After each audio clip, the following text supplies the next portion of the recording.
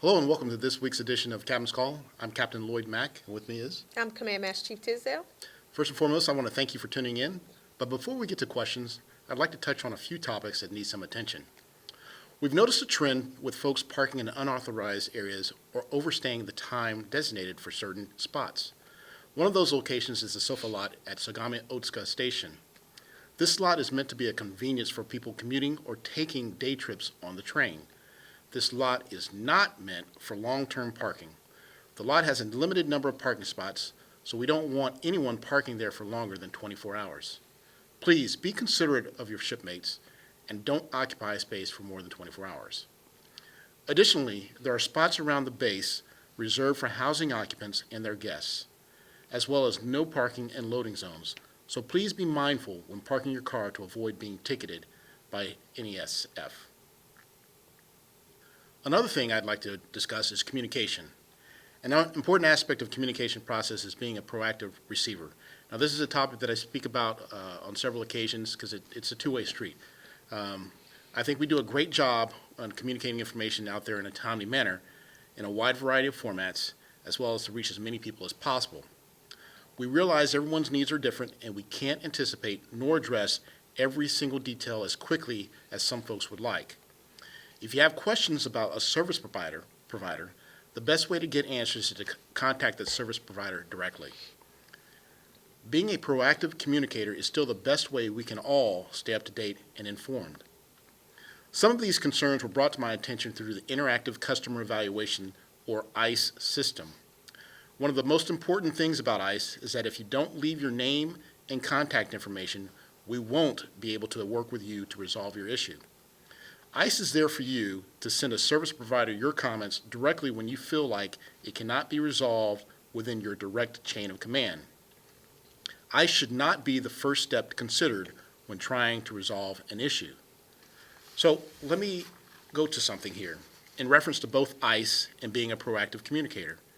I'd like to review an ICE comment that I received yesterday. The comment was regarding the big game NFL fan experience held at Reed Field on Saturday. The submitter of this comment remained anonymous and was upset at the apparent lack of advertisement for this event because their family had no idea it was taking place. The submitter was not harsh in their choice of words, but did recommend that Atsugi needed to improve their communication. The truth of the matter is, this event was advertised in several different venues.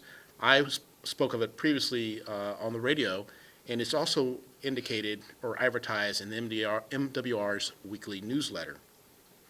I think this was a great opportunity, a great way of getting the word out, but since the submitter remained anonymous and provided no suggestions for improvement, we couldn't adapt or communicate to make sure their needs were met. Lastly, I'd like to make a plug for our public affairs survey. The link is available on the NAFA Facebook page and in this week's Plan of the Week. Please take a few moments to help the PAO offer better service for your needs. Now, the survey is about communication, so please let us know what you're hearing or what you feel is not being communicated to you and how we could do better. So please take the time to do the survey. So CMC, is there anything that you'd like to add? Yes, sir, I would. We have begun the rollout of the Type III uniforms. We have decided that this will be handled by the department head's discretion as to when each department will roll out and wear the uniform. Also, if you have any questions on Type IIIs, check with your chain of command, or you can check out our newest edition of Skywriter magazine and see a graphic detailing of the proper manner of wear. Okay. Now onto a question concerning our MLCs and base access. Can retired MLCs still access the base? Well, there are a few conditions for a retired MLC to access the base. First, they must have worked on NEF Atsugi for at least 10 years and have also retired during their time here. Lastly, they must get command recommendation after the retirement to still be able to access the base and use its facilities.